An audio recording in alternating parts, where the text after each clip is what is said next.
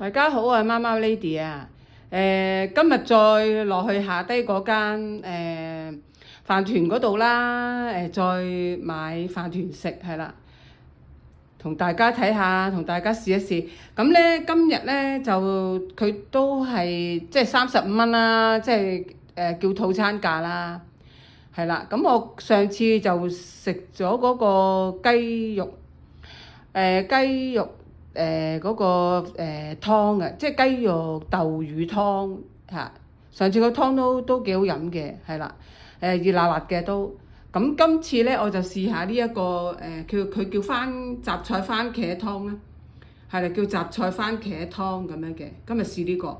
咁咧飯團咧就上次食嗰個三文魚飯團啦，咁上次嗰個三文魚飯團都好食。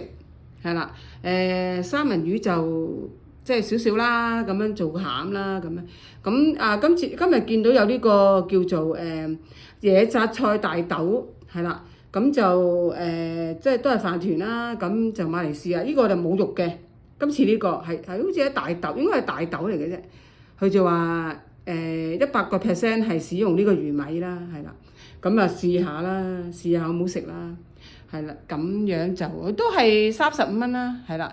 咁呢個飯團咧就係要個套餐係20蚊樓下嘅，或20蚊或者樓下嘅個飯團。咁呢個就19蚊咯，19蚊咯。我早上嗰幾日拍嗰條片嗰個三文魚嗰個飯團咧，嗰個就20蚊，嗰個就20蚊咯。係啦，呢個大豆呢個就19蚊咯。係啦，但係佢套餐都係35蚊㗎啦。咁今日試一試呢個係啦，咁試一試睇下有冇食咗，話俾大家聽啦。係，咁呢一個野菜大豆嗰個飯團咧，就裏邊係咁樣嘅，即係裏邊有啲菜啊，有啲豆啊，同埋有啲魚米啦，韌結結啦，幾好食啊呢個。係啊，幾好食，呢個好健康啊！咁呢一個就係佢哋個番茄濃湯啦。咁就料就唔係話十分太多，少少啦。